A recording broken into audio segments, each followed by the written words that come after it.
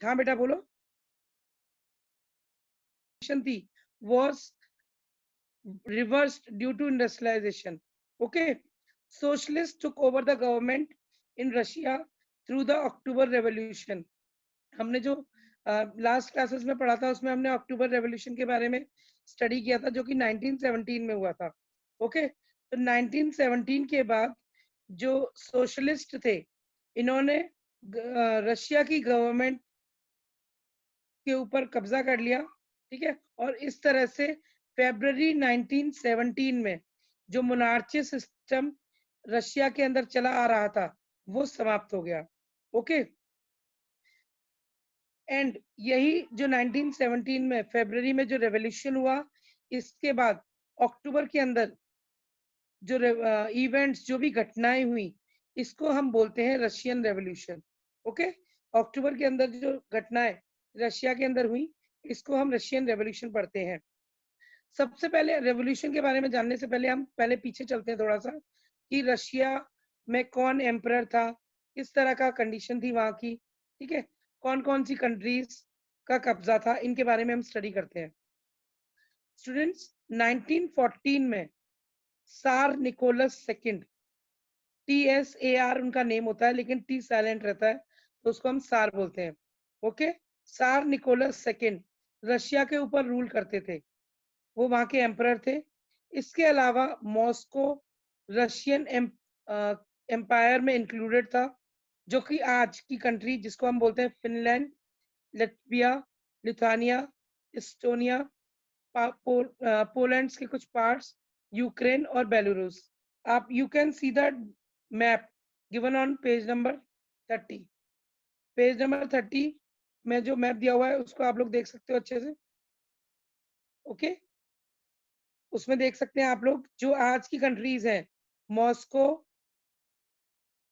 के अलावा Finland, Latvia, Lithuania, Estonia, Poland, Ukraine और बेलारूस, ये पार्ट्स थे रशिया के। ठीक है, और रशिया पूरा पैसिफिक ओशियन तक फैला हुआ था। इसके अलावा अगर वेस्ट साइड की बात करें, ईस्ट साइड की बात करें, तो सेंट्रल एशिया में जहां पर जॉर्जिया, आर्मेनिया और अजरबैजान ये प्लेसेस थी। ठीक है, ज्यादातर जो रशियन कम्युनिटी थी वो ऑर्थोडॉक्स क्रिश्चियनिटी थी को फॉलो करती थी, यानी रूढ़िवादी क्रिश्चियनिटी को फॉलो करती थी, जो कि कहाँ से निकल कर आई थी? वो निकल कर आई थी चर्च से।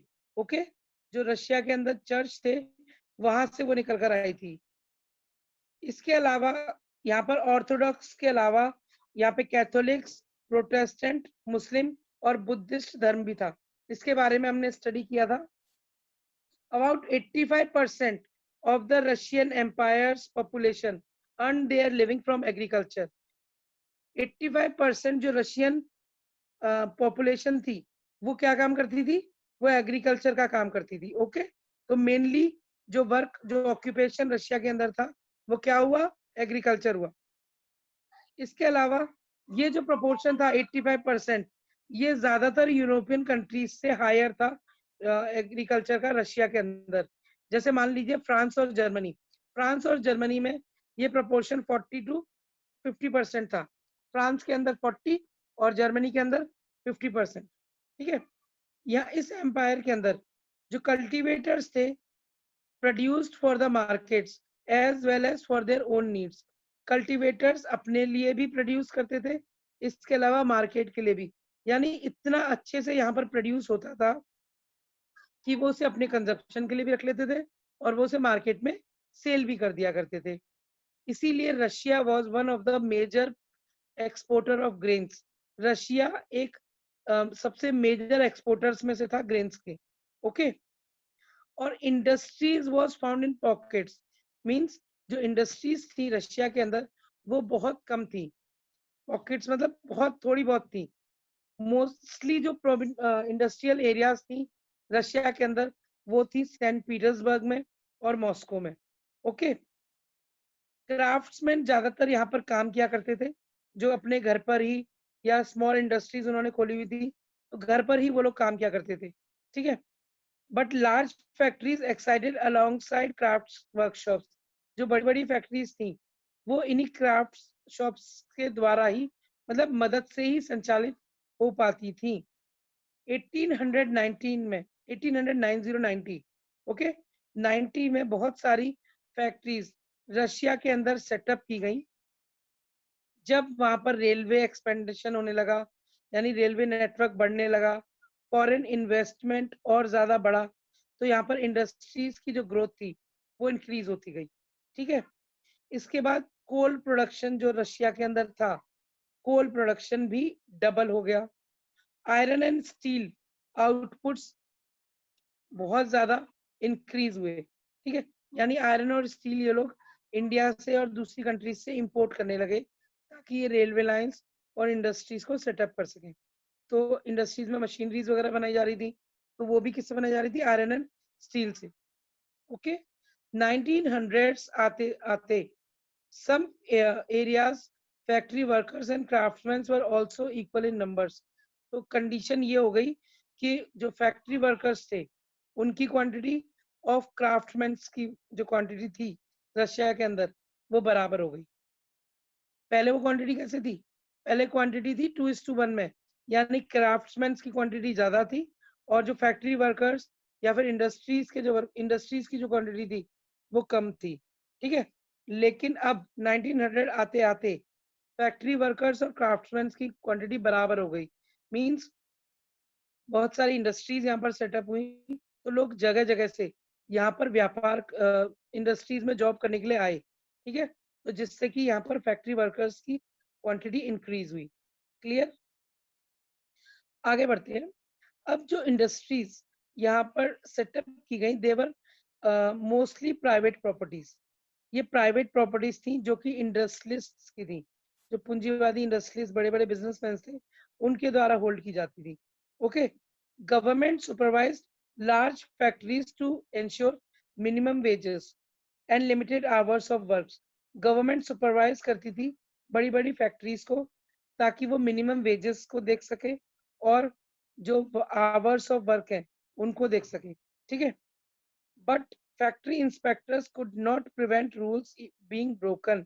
देखो, गवर्नमेंट एक्चुअली में जो फैक्ट्रीज थी वहां पर उनके ऊपर नजर रखती थी कि मजदूरों को मिनिमम वेजेस मिले जो गवर्नमेंट की तरफ से फिक्स किए गए हैं वो। ठीक है, इसके अलावा एक लिमिटेड फिक्स आवर्स वर्कर्स के लिए रखे जाएं जिसमें वो लोग वर्क करते हैं। लेकिन फिर भी जो फैक्ट्री इंस्पेक्टर्स थे, मींस जो गवर्नमेंट की तरफ से जो लोग अपॉइंट किए गए थे इंस्पेक्ट करने के लिए, वो पूरी तरह से नहीं देख पाते थे। रूल्स ब्रेक फिर भी होते थे। जैसे आज भी ना गवर्नमेंट करप्शन को रोकने की कोशिश करती है, लेकिन पूरी तरह से नहीं कामयाब हो पाती क्योंकि हर जगह पे तो नजर नहीं रख पाती ना। तो सेम उसी तरह से फैक्ट्री इंस्पेक्टर्स भी कंट्रोल नहीं कर पा रहे थे। जो प्राइवेट इंडस्ट्रीज थे वो कई जगह पर रूल्स को ब्रेक भी कर रहे थे। ओके, क्राफ्ट यूनिट्स के अंदर, craft units and small workshops, the working days was sometimes 15 hours and compared with 10 to 12 hours in factories. जो क्राफ्ट वर्कशॉप्स थी, जो छोटी छोटी वर्कशॉप्स खोली गई थी, वहां पर जो वर्किंग आवर्स थे वो 15 आवर्स के थे, यानी लोग 15-15 घंटे काम करते थे। ठीक है, जबकि जो फैक्ट्रीज थी वहां पर वो वर्किंग आवर्स 10 से 12 आवर्स के थे। ठीक है, और अकोमोडेशन, अकोमोडेशन का मीन्स होता है रहने की व्यवस्था। ओके, तो accommodation varied from rooms to dormitories. जो अकोमोडेशन थी पहले क्या था, लोगों को रूम्स दिए जाते थे रहने के लिए, लेकिन अब उनको छोटी छोटी गैलरीज या छोटे छोटे रूम्स प्रोवाइड किए जाने लगे जहां पर कि एक साथ कई लोग रहते थे। जैसे आज आप लोग देखते हो दिल्ली नोएडा की कंडीशंस, वहां पर रूम्स का किराया इतना महंगा हो जाता है कि बहुत सारे लोग 6 से 7 लोग या 8 लोग एक साथ रह रहे होते हैं और वो शेयर करते हैं जो रेंट होता है ना। तो सेम इसी तरह से यहाँ की कंडीशन भी ऐसी हो गई जहाँ पर कि रूम्स के अंदर बहुत सारे लोग रहने लगे क्योंकि पॉपुलेशन इंक्रीज हुई, तो रहने की प्रॉब्लम आई, अकोमोडेशन की प्रॉब्लम आने लगी, तो लोग कंजेस्टेड प्लेसेस में रहने लगे। ओके, अब अगर आप वर्कर्स की स्थिति की बात करो, जब इंडस्ट्रीज यहाँ पर इंक्रीज हुई तो वर्कर्स की कंडीशन कैसी थी, हम उनके बारे में बात करते हैं। वर्कर्स को डिवाइड किया गया था सोशल ग्रुप्स में, ठीक है। Some had strong links with the villages from which they came. Workers के स्ट्रॉन्ग लिंक्स यानी जिस विलेजेस से वो लोग आ रहे थे, उनसे उनके स्ट्रॉन्ग लिंक्स थे, यानी अपनी जड़ों से वो जुड़े हुए थे, ठीक है। एंड कुछ ऐसे थे जो कि परमानेंटली टाउन्स में ही या सिटीज में ही सेटल्ड हो गए थे, तो उनके लिंक्स उनके विलेजेस से खत्म हो गए थे। जो लोग अभी काम की तलाश में अपने गांव से आए थे, वो गांव से जुड़े रहते थे, ठीक है। और कुछ लोग वर्कर्स रहते थे जो सिटीज के अंदर ही रहते थे, वहीं काम करते थे। वर्कर्स को डिवाइड किया गया था उनके सोशल ग्रुप्स के अकॉर्डिंग, इसके अलावा उनकी स्किल्स के अकॉर्डिंग। स्किल्स मीन्स उनके अंदर क्या क्वालिटीज है उसके अकॉर्डिंग, ठीक है। A metal worker of St. Petersburg recalled, metal workers considered themselves aristocrats among other workers. एक मेटल वर्कर्स जो कि पीटर्सबर्ग में रहता था, उसने ये बोला, उसने एक कोट किया, एक लाइन दी कि जो मेटल वर्कर्स होते हैं वो अपने आप को एरिस्टोक्रेट समझते हैं वर्कर्स के अंदर। एरिस्टोक्रेट्स क्या होते हैं? जो हाई पोजीशन पर होते हैं, हाई सैलरी मिलती है, ज्यादा स्किल्स होती है उनके अंदर, सारी सुख सुविधाएं मिलती है उनको, ठीक है। तो वो जैसे ऊंची पोजीशन पे होते हैं, सेम ऐसे ही वर्कर्स में से जो मेटल वर्कर्स थे वो सबसे ऊंची पोजीशन पे थे। तो उनको बोला गया कि वो अपने आप को क्या समझते थे, क्योंकि वो सबसे हाई पोजीशन पे थे, उनको अच्छी सैलरी मिलती थी, तो वो एरिस्टोक्रेट्स हो गए वर्कर्स के अंदर। समझ में आया? तो क्योंकि वो ऊंची हाई पोजीशन और अच्छी सैलरी, अच्छी सुख सुविधाएं उनको मिल रही है। And their occupation demanded more training and skill, क्योंकि इनका जो ऑक्यूपेशन था मेटल वर्कर्स का, इस तरह के वर्कर्स के लिए ज्यादा स्किल्स होनी चाहिए, ज्यादा ट्रेनिंग होनी चाहिए, तो इसीलिए ये अपने आप को एरिस्टोक्रेट मानते थे। जबकि जो वुमेन्स थी यहाँ पर, womens made up 31% of the factory labours. Womens 31% labour थी, मतलब टोटल लेबर में से 31% का जो हिस्सा था वो वुमेन्स का था 1914 तक। बट फिर भी इनको, जो इनके साथी मेंस थे यहाँ पर, जो आदमी इनके साथ काम किया करते थे मैन, उनके कंपैरिजन में they get less salary. Womens को कम पे किया जाता था, ओके। या तो उनसे हाफ पे किया जाता था या फिर क्वार्टर। तो इस तरह से उनको कम सैलरी दी जाती थी वुमेन्स को, सेम वर्क के लिए, क्योंकि ये माना जाता था कि वो उनमें कम स्किल है या फिर वो कम काम कर पाती हैं। They can do sophisticated work, वो सिर्फ सोफिस्टिकेटेड वर्क ही कर पाती हैं। तो इस तरह से उनको कम पे किया जाता था, okay. Division among workers showed themselves in dress and manners too. ये जो डिवीजन ऑफ वर्कर्स था, ये न सिर्फ उनके रैंक या पोजीशन या सैलरी में था, बल्कि ये उनकी ड्रेसिंग सेंस में भी था, ठीक है। वो किस तरह के ड्रेसेस पहनते थे, उससे आइडेंटिफाई हो जाता था कि ये कौन से वर्कर्स हैं, okay. Some workers formed associations to help members in times of unemployment. बहुत सारे वर्कर्स ने अपनी एसोसिएशंस बनाई, जिसमें भी कि वो अपने फ्रेंड्स, जो कि जिनको भी जब नीड होती थी, जरूरत होती थी, अनएम्प्लॉयमेंट है, उस समय पर वो एक दूसरे को हेल्प कर सके, तो इसीलिए उन्होंने एसोसिएशंस बनाई, ग्रुप्स बनाए, ठीक है। और जब भी हार्डशिप यानी ऐसा टाइम आता था जब उनके पास काम नहीं है, या सैलरी नहीं मिल रही है, या किसी तरह से कोई क्लैमिटी हो गई है, तो बहुत मुश्किल है गुजारा करना। तो उस समय पर वो अपने एसोसिएशंस में से जो पैसा इकट्ठा होता था, उस पैसे से वो अपने फ्रेंड्स की, अपने फेलो मेंबर्स की हेल्प किया करते थे, ओके। लेकिन इस तरह की एसोसिएशंस बहुत ज्यादा नहीं थी, तो कंडीशंस वर्कर्स की बहुत अच्छी इसीलिए नहीं थी क्योंकि वो बहुत ज्यादा नहीं थी नंबर्स में, ओके। अब ये वर्कर्स का जो डिवीजन था, वो था सोसाइटी के अंदर देखने को मिलता था। तो इसका मतलब ये नहीं था कि वर्कर्स अपने आप को फिर भी डिवाइडेड समझे, ठीक है। वर्कर्स के अंदर बहुत यूनिटी थी, ठीक है। वर्कर्स के अंदर डिवीजन था। उनके जैसे आज आप देखते हो ना, अगर कोई फैक्ट्री के अंदर ड्रेस हो, तो जो हाई पोजीशन पे जो लोग होते हैं उनकी ड्रेस अलग होती है, और जो लो पोजीशन पर होते हैं उनकी ड्रेस अलग होती है, ठीक है। तो इस तरह से अगर ड्रेस कोड से अगर देखा जाए तो डिवीजन नजर आता था, लेकिन फिर भी वो लोग सब कैसे थे, वो सभी यूनाइटेड थे, ठीक है। इतनी सारी डिवीजन होने के बाद भी सारे जो वर्कर्स थे वो कहीं ना कहीं यूनाइटेड कहलाते थे, एक दूसरे से कनेक्टेड थे, ठीक है। और इसीलिए कभी भी अगर जरूरत होती थी स्ट्राइक करने की, तो वो सब एक साथ मिलकर स्ट्राइक करते थे। स्ट्राइक मीन्स हड़ताल, ओके, जिसमें काम रोक दिया जाता है। when they disagree with employees but about dismissals or working conditions, mostly जो स्ट्राइक्स होती थी वो क्यों होती थी? मोस्टली स्ट्राइक्स जब होती थी जब जो वर्कर्स हैं वो अपने एम्प्लॉय से किसी बात पर डिसएग्री है, ओके, या फिर वर्किंग कंडीशंस प्रॉपर नहीं है, या उनकी कोई डिमांड है, तब ये लोग मोस्टली स्ट्राइक्स करते थे। These strikes took place frequently in the textile industry during 1896 to 1897। 1896 से लेकर 1897 तक बहुत सारी इस तरह की स्ट्राइक्स इंडस्ट्रीज के अंदर हुई, मोस्टली टेक्सटाइल इंडस्ट्रीज के अंदर, ओके। और इसके बाद देवेश लिसन प्रॉपर्ली,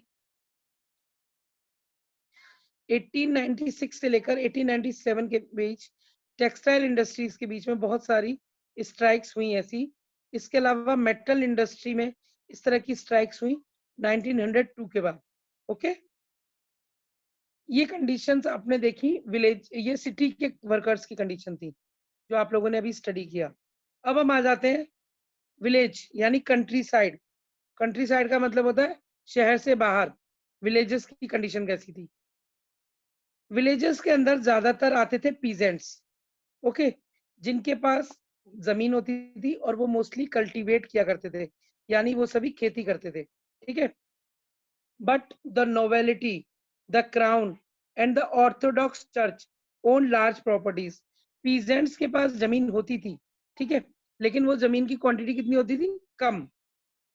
ज्यादा जमीन किसके पास होती थी? ज्यादा जमीन होती थी नोबेलिटीज के पास, क्राउन्स के पास और ऑर्थोडॉक्स चर्च के पास। देखिए नोबेलिटी कौन है? नोबेलिटीज हो गए राजा या उनके मंत्री, ठीक है, जो भी गवर्नमेंट है वो उसके हायर पोजीशन के लोग। फिर क्राउन कौन हुए? क्राउन हो गए या तो किंग या फिर जो भी हेड है वहां का वो।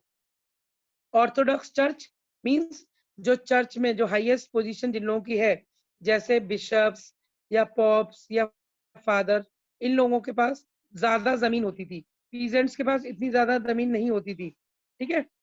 और वर्कर्स के जैसे ही पीजेंट्स भी डिवाइडेड थे। क्लियर हो गया यहाँ तक? वर्कर्स के जैसे ही पीजेंट्स भी डिवाइडेड थे। दे वर ऑल्सो रिलीजियस। ये लोग अपने धर्म में भी बहुत ज्यादा बिलीव किया करते थे, ठीक है। Except in few cases they had no respect for nobility. कुछ कहीं कहीं पर ऐसा था, कुछ कुछ लोग या कुछ कुछ क्लासेस ऐसी थी पीजेंट्स की, कुछ प्ले कर सकते हो आप, जहां पर कि वो नोबेलिटी को रिस्पेक्ट करते थे, ठीक है। बाकी कहीं पर भी पीजेंट्स के अंदर नोबेलिटी को लेकर कोई रिस्पेक्ट नहीं था, ना ही वो उनका सम्मान करते थे, ना ही वो उनको फॉलो।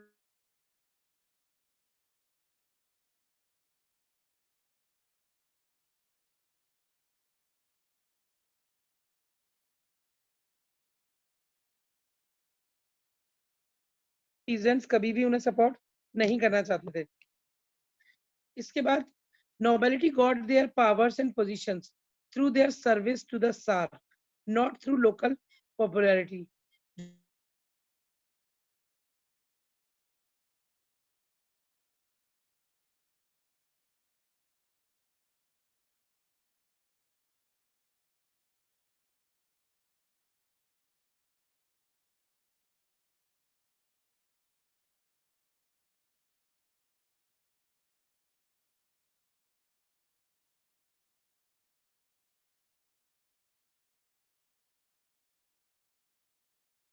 जो नोबेलिटीज थी वो फायदा उठाते थे, okay. So this was unlike France, where during the French Revolution in Brittany, peasants respected nobles and fought for them। बस फ्रांस ही एक ऐसी कंट्री थी फ्रेंच रेवोल्यूशन के टाइम पर जहां पर पीजेंट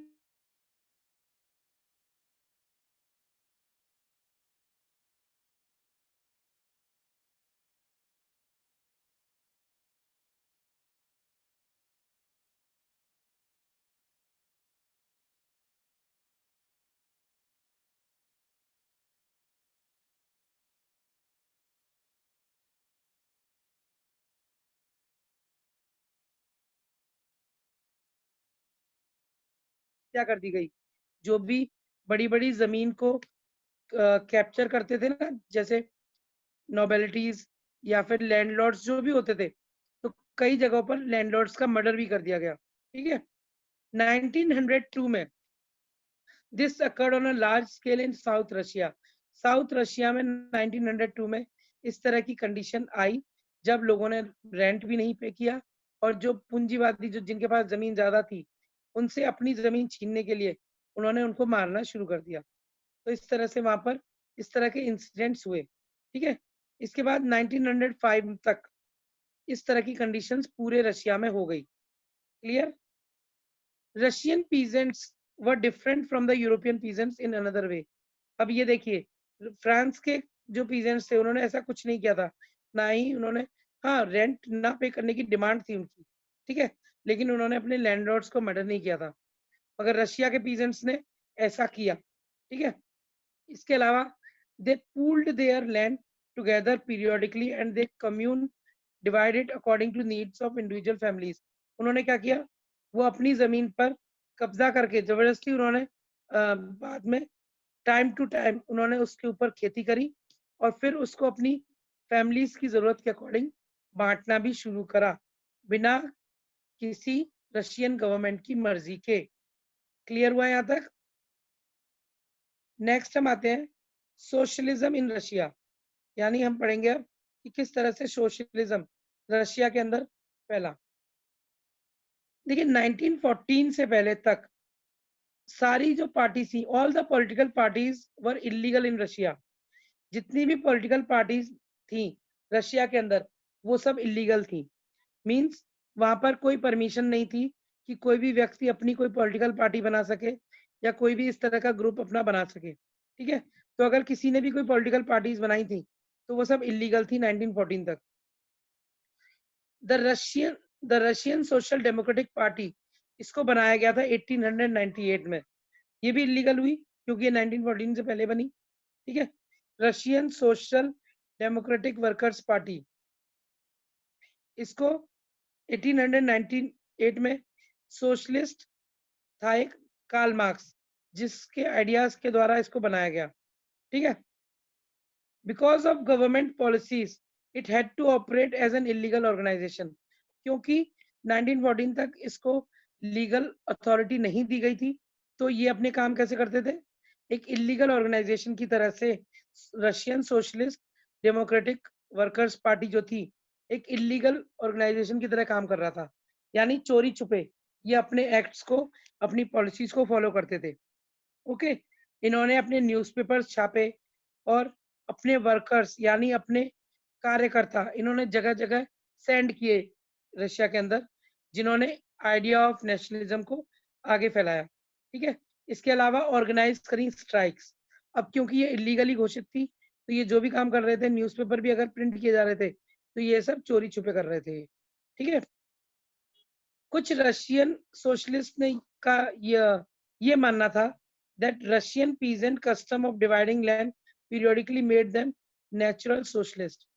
उन लोगों का, कुछ रशियन सोशलिस्ट का ये मानना था कि रशिया के अंदर जो पीजेंट्स का जो कस्टम चला आ रहा था, अपनी जो जमीन थी उसको पीरियोडिकली डिवाइड करने का जो सिस्टम चला आ रहा था, उसकी वजह से Russian peasants socially naturally socialist बन गए।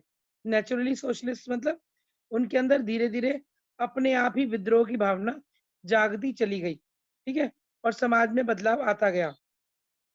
इसीलिए peasants not workers would be the main force of the revolution. तो इसीलिए सोशलिस्टों का, जो रशिया के अंदर जो सोशलिस्ट थे, उनका ये मानना था कि जो मेन फोर्स बनेगी रशिया के अंदर, वो किसकी बननी चाहिए, वो बननी चाहिए पीजेंट्स की। यानी अगर रेवोल्यूशन कोई ला सकता है रशिया के अंदर, तो वो कौन ला सकता है, वो ला सकते हैं पीजेंट्स, ना कि वर्कर्स। क्योंकि पीजेंट्स अपनी जमीन पर मेहनत करते हैं। ठीक है। और वो अपनी जमीन को डिवाइड भी करते हैं, तो वो अगर विद्रोह करते हैं तो उससे रेवोल्यूशन को ज्यादा मदद मिलेगी।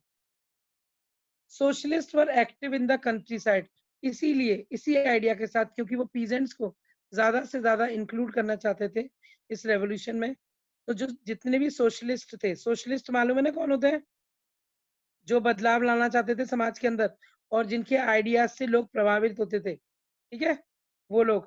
तो जितने भी सोशलिस्ट थे रशिया के अंदर एक्टिव, वो सभी कंट्री साइड में एक्टिव थे 19th सेंचुरी में।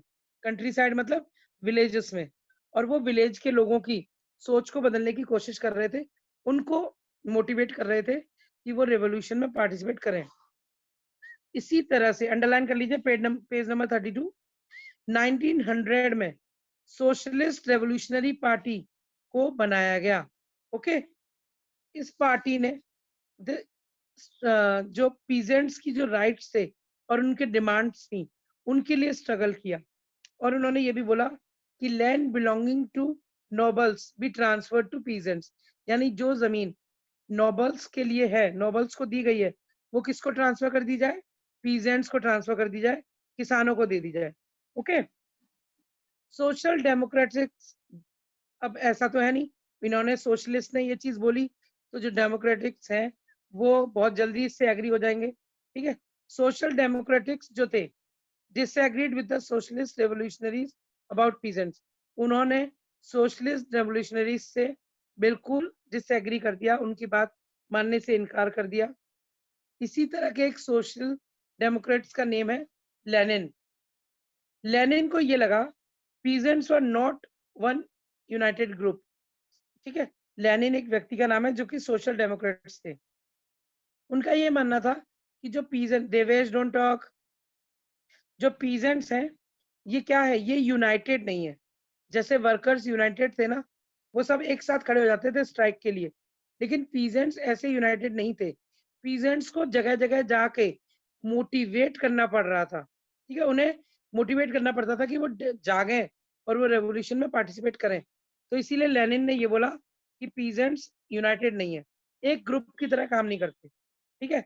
कुछ, क्योंकि कुछ पीजेंट्स पुअर हैं, कुछ पीजेंट्स रिच हैं, कुछ लेबरर की तरह काम करते हैं, और कुछ कैपिटलिस्ट हैं हु एम्प्लॉयड वर्कर्स, कुछ ऐसे हैं जो जिनके पास पैसा है और जो पीजेंट्स को ही एज अ वर्कर अपने यहाँ काम करवाते हैं। भले ही है तो वो किसान, लार्ज फार्मर्स हो सकते हैं, लेकिन उनके यहाँ पर किसान काम करते हैं। तो इस तरह से जो पीजेंट्स थे वो इक्वल नहीं थे, समझ में आया? यानी पीजेंट्स कुछ गरीब, कुछ अमीर, कुछ ऐसे थे जो जिनके पास जमीन नहीं है, लेकिन वो मजदूरों की तरह दूसरों के खेतों में काम करते हैं। कुछ ऐसे थे जो कि कैपिटलिस्ट थे, यानी जिनके पास जमीन है और जो हायर करते हैं लेबर्स को अपने यहाँ पर वर्क करने के लिए, ठीक है। तो इसकी वजह से ये डिफरेंस था इनके बीच में, जो पीजेंट्स थे उनके बीच में। और देख, इसीलिए उन्होंने बोला कि they could not all B part of socialist movement. तो इसीलिए ऐसा नहीं हो सकता कि सारे पीजेंट्स नेशनल मूवमेंट में साथ दें, जो भी सोशलिस्ट मूवमेंट है उसमें एक साथ मिलकर वो साथ दें। क्यों? क्योंकि वो सब अलग अलग थे, अलग अलग कैटेगरी के थे। बल्कि जो वर्कर्स थे वो कैसे थे, वो सब एक साथ थे क्योंकि सब कर्मचारी थे, ठीक है, कोई भी ओनर नहीं था वर्कर्स में से। फिर the party was divided over the strategy of organisation. Even जो सोशलिस्ट पार्टी थी वो भी किस तरह से ऑर्गेनाइज करे चीजों को, इसको लेके वो डिवाइडेड थी, ठीक है। जैसे कि अगर हम सोशल डेमोक्रेट्स में बात करें तो व्लादिमीर लेनिन, जिन्होंने अपना एक ग्रुप बनाया जिसका नाम था बोल्शेविक्स, इसको अंडरलाइन कर लो, इसे लर्न कर लेना। लीडर थे बोल्शेविक ग्रुप के व्लादिमीर लेनिन।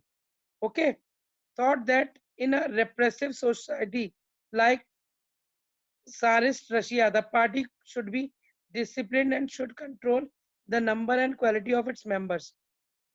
लेनिन का मानना ये था कि एक ऐसी सोसाइटी जिसमें कि जैसे रशिया है, जहाँ पे सार निकोलस का रूल है, यहाँ पर जो पार्टी हम बनाए या जो भी हम ग्रुप बनाते हैं वो कैसी होनी चाहिए, उसमें डिसिप्लिन होना चाहिए और उसको कुछ मेंबर्स के द्वारा कंट्रोल किया जाना चाहिए, ताकि हर कोई अपनी अपनी मर्जी ना चलाए, ठीक है। एक लीडर होना चाहिए जिससे कि वो अपने ग्रुप को लीड कर सके और सारे लोग उसको फॉलो कर सके, ठीक है।